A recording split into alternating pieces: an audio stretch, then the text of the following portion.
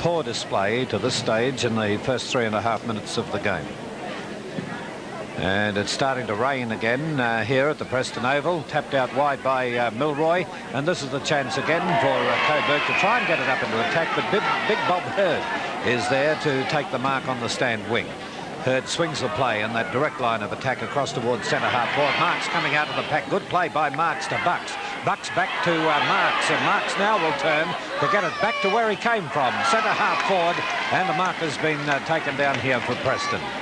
Well, Preston have the chance to score as we have David Bryan, number 19 of Preston, to take the long kick with the wind behind him. It's right through the middle for the big score, and the first score of the match to Preston. He plays it up towards Cleary. Cleary shouldering his opponent nicely now. And this is Allison coming in. Allison towards the half-forward line. And I'm under misjudging the flight of the ball there, but Herbert backs up well. Herbert goes around opponent, screws it towards the goal, and this could be a beautiful goal by Herbert. Yes, it's a goal to Coburg, the equaliser. As I mentioned before, that ball would be getting quite greasy as we find Cleary coming in now with a hand pass over to Halbert. Halbert onto his left boot up towards the full forward position looking for the player Allison, but there's three Preston players there, two Coburg, and that was Bucks getting possession then, trying to handball it over to Town. Bolger coming in also for Preston, but there's a chance now for Herbert for Coburg to come in, put the ball towards goal, but it's offline, but it's found his player. That's Helsel coming in from centre half forward. With actually a missed kick, I thought, then by Herbert, but Helsel was a player in the position at the right time, 12 metres out from goals and straight in front. Peter Helsel, number 5 of the Coburg side, kicks a lot of goals every week, hangs around about that forward pocket position, has a spell on the roving, but a very valuable player around goals. Taking a lot of time. He's got space between the man who's marking himself of about 25 metres. Here he comes in now. Well on the way, and that's Coburg's second goal on the board.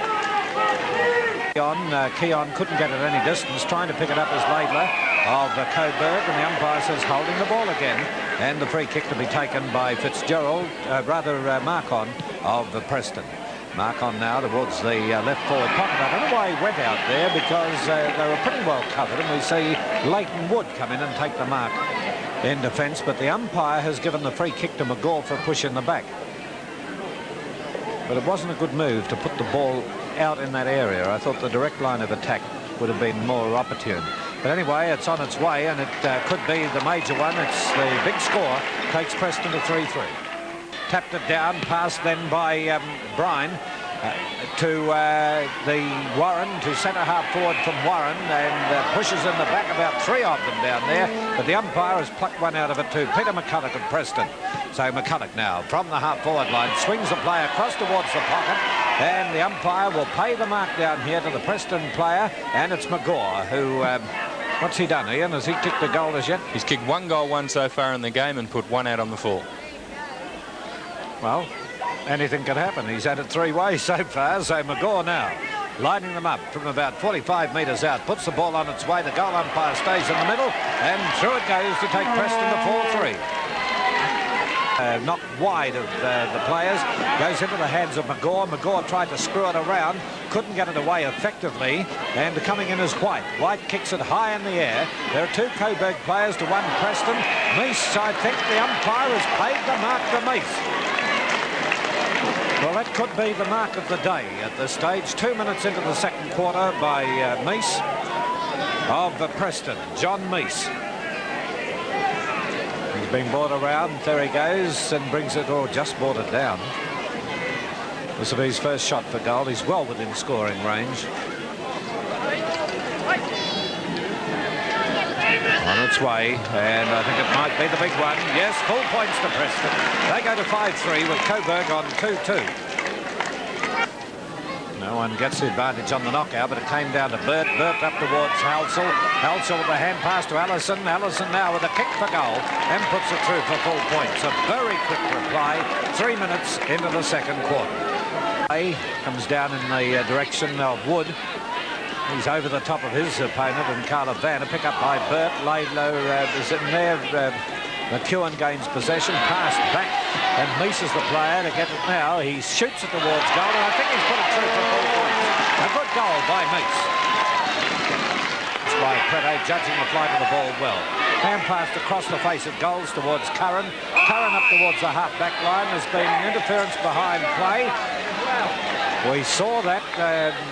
White copped it right on the side of the head, and White will get the free kick. Yeah, we'd have a look at it. Wouldn't mind having a look at that again. White rolled around a bit to make sure the umpire was on the ball.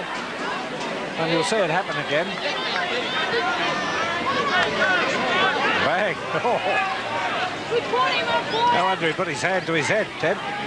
I'd say well caught too. Yeah. Not only by the cameraman but by the umpire. Well, here he is, White, lining them up. He's kicked to behind. And caught one in the head as well.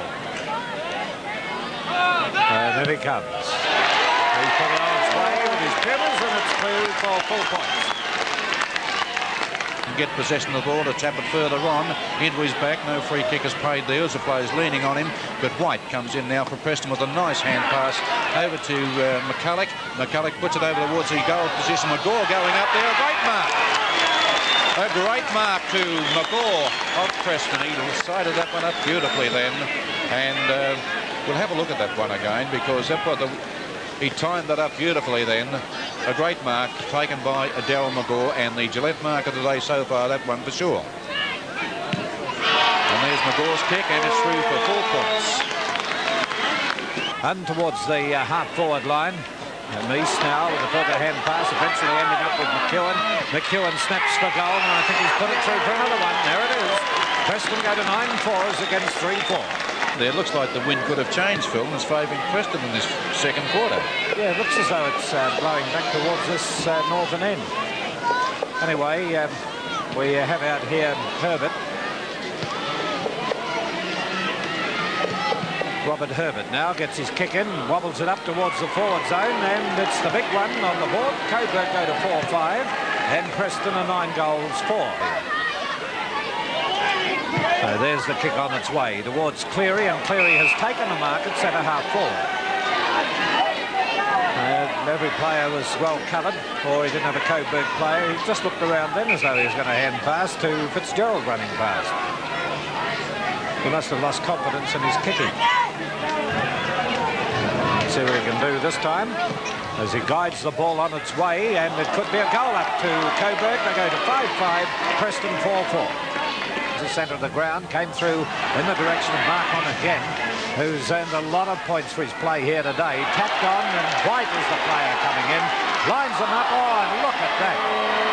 And that typifies the standard we've seen in this game today. He's getting a free kick. He was very fortunate because he was running down and had every chance to score. What did he get that free for, Ted? Well, he was pushed to the ground after he kicked it, Phil, interfered with the Coburg player. Have a look at it now, Phil. And down he went. Quite obvious a free kick. Very lucky that the Coburg player did it, really, because he had kicked it before he was tackled. And now, I don't think he'll make any mistake this time. There it is through the middle, and Preston go 10-4 with Coburg 5-5. It was Halsall, goes to Herbert. Herbert now round the boundary line, coming up to meet it is Goff of Preston. Goff from the half-forward line gets his kick in, high in the air towards the centre-forward zone. No one able to gain possession there. A hand pass from the pack finds McGaw, and McGaw with a further hand pass. And this is effective hand passing to White, and White now has put it through for another one to take Preston to 11-4. Right back at Preston, the Olympic tyre scoreboard. Preston 11-4-70, Coburg 5-5-35 from the centre bounce. We'll find that the umpire has the need to bounce it once again. All players on top of the ball, as you could see. Hurd going in there, but couldn't get the knockout. It was actually Halbert who came through then to get possession, but it's McCulloch, the acting captain of Preston, to hand pass it over to Bolger. Bolger over onto the half-forward flank to the busy little Mark on. Playing very well today. Has a bounce. One hand pass. What's he going, McGaw? Is the player? Will he have a shot? He's running too far, I think. I think he ran too far. Yes, he kicked the goal all right, but umpire Groom signalling the player had run too far, so this will be a free kick to Coburg. Curran has got open territory in front of him, puts in a short one, but it's a bad kick. Goes to Bowley, but fortunately picked up by the Coburg player. And there's a hand pass now, and it's going over to James. James turns around, putting it onto his left foot, has a shot for goal. And what's he done with it? And it was Fitzgerald, puts it through for 1 point only. Retire scoreboard leading Coburg 6-5-41, and from the centre bounce we find now Preston clearing once again, but straight into the hands of Burt, the Coburg captain, over onto the half-forward line, and that's Wood. Wood to take the mark. He's now playing at full forward and getting in front of Town on that occasion. Now he's not that far out from goal, 45 metres, so he should be able to get the distance quite all right. It's only his third kick for the match. He's had a rather quiet day. Starting off at centre half back now at full forward. There's a kick and he's put it straight through for a goal. And Coburg move on to 7-5. Better wait till he waves the 2 flags, Ted. Preston on 11-5. Oh, another hand pass. It comes out now to James. James to Burt. Burt lines them up and it'll swing back and go through for a goal to Coburg. They go to 8-7 with Preston 11-9. Burt out here to Cleary, and Cleary's got a paddock to play in. Don't tell me he's got a hand pass again, and look at that. Oh, you think he can get himself in trouble? He must have a sore foot, because his hand passed on almost every occasion he's got the ball. Herbert now goes for the long kick up towards the forward zone, but a hand pass by Hurd to get Preston out of trouble, and eventually it ends up back near the centre with Herbert taking the mark. He was about to take off then too, Herbert, but he's played it wide and got it out to his teammate in James. James goes for a further pass and gets it down into the right forward pocket where Peter Halsall takes the mark. Moran trailing Port Melbourne only by 1 point. Frankston leading Brunswick well, and Dandenong well up on Sandringham. Geelong West well up on Caulfield, and now into second division. At 3/4 time they are. And now the kick about to go on its way by Halsall. One needed by Coburg if he can get it. And what is it? It's a goal to Coburg. Takes them to 9-8 with Preston 11-10. He's come on the ground, but not so then as he gets it into Markon. Markon now will get away. He hasn't got far to get up off the ground as he gets his kick in towards the half-forward line and will pay the mark to Harbinson. Now Harbinson racing away and using a bit of strength and getting through. Hand passes when under that pressure, and eventually it's White who will gain possession now to put it up on the forward line for Preston. And Van will take, no, I thought he might have taken the mark, but this will be a goal coming up. McEwen racing in, kicks it off the ground and puts it through. So Preston go to 12-10 with Coburg on 9 goals, 8 at the 4.5-minute mark into the final quarter. Yeah, for the mark, but he didn't get it, and he comes through now for Curran. Curran to clear away. He wasn't even looking where he's going, where he's going to kick that ball, but fortunately has fallen into the hands of James. James with a bad hand pass, scoops it off the ground. Chance for Preston again from Bulger to McEwen. He can line them up. He does, has a shot, and he'll get a score. It's 4 points. That's another goal to Preston. 13 goals, 12. It's a half-forward line. Up they rise for it. Coming in from behind was Warren, who couldn't take it. And racing away here is Halbert. Halbert now with his kick towards the goals, and he's put it through to take them to 70 as against 90. Was a bit slow in coming into it, gets a push in the back. It's only through his lack of pace. Harold Martin scratching his head. That won't help either as it goes up towards centre forward. They need a big mark down here, Coburg. And there it is. Picked up off the ground by Fitzgerald. Shoots for goal, and it's a goal to Coburg. He should have been aiming to where the goals are, but he's put it into the forward pocket there. And Harold giving instructions from up there. He's decided he doesn't need the transmitter, Ted. Yes, he's got no confidence in that walkie-talkie as you find it tapped down onto the ground here. Markin under the pack there, trying to pick it up. Herbert off the ground. Is it going through? Yes, it's another goal to Coburg. That's their 12th. Douglas tries to punch the ball away, but he fails to do so. A bit slow on that occasion, a bit big and slow. But an opportunity now for Allison to come through, and he's tripped. Free kick play on is called, and he puts it. Boot into the ball, has a shot for goal, but it's well offline, and it's through for 1 minor score only to take Coburg on to 12-12. Preston 13-12, only 1 goal the difference.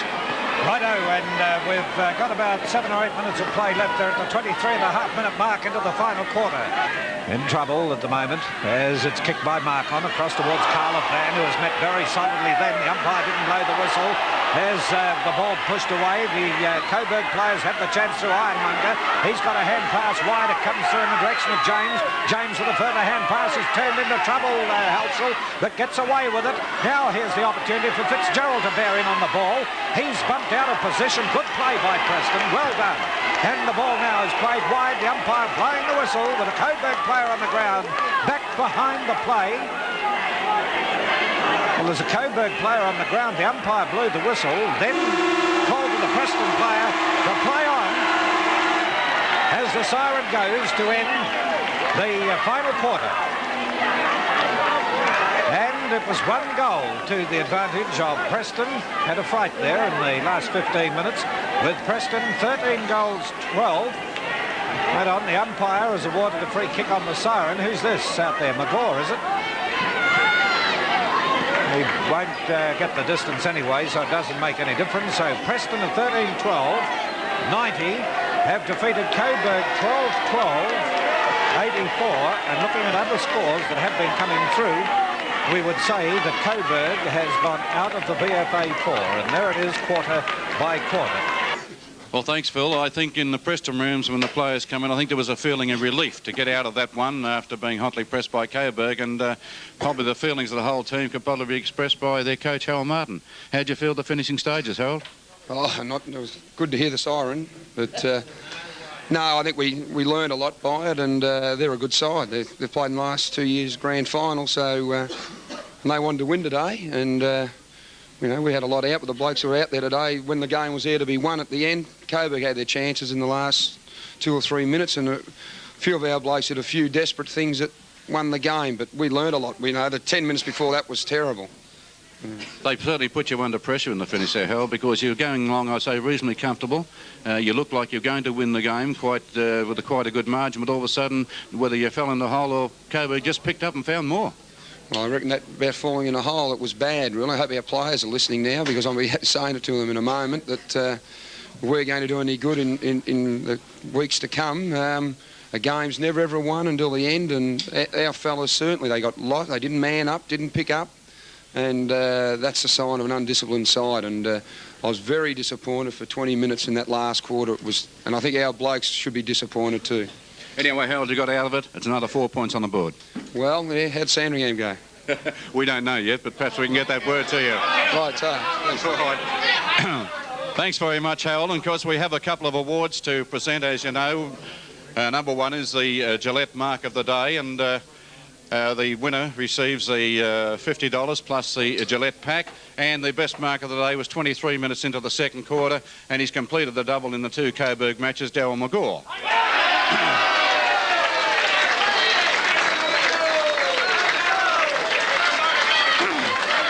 That, of course, was the Gillette. Well, a very popular win. Darryl, would you come up? Well, Darryl, as well as playing a good game, the mark of the day, and the same as you did to Coburg in the other match. Oh, yeah. You be happy to get out of that one too? Oh, yeah. Well, the boys really fought back there in the last 10 minutes. That was good. Well done anyway. You know. Good on you, Darryl McGaw, a man of few words, Phil, and of course the best player on the ground, of course, receives the Seidel pack and the $50 plus the Puma boots. And the player today was a busy little player around the ground, Adrian Markon.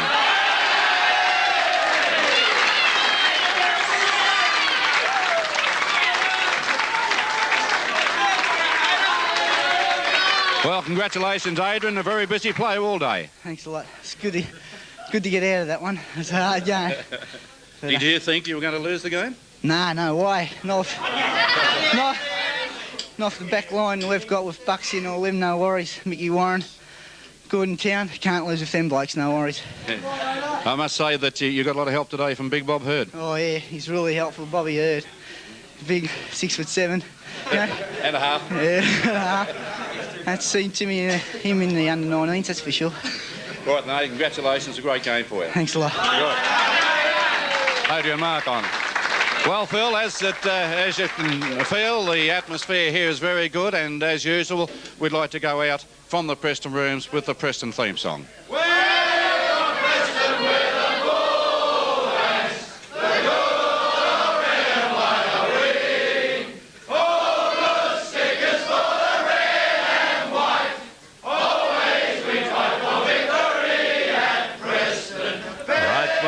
we have a look at the view there and listen to the Preston players and supporters, Ian, what about some of these statistics on the game?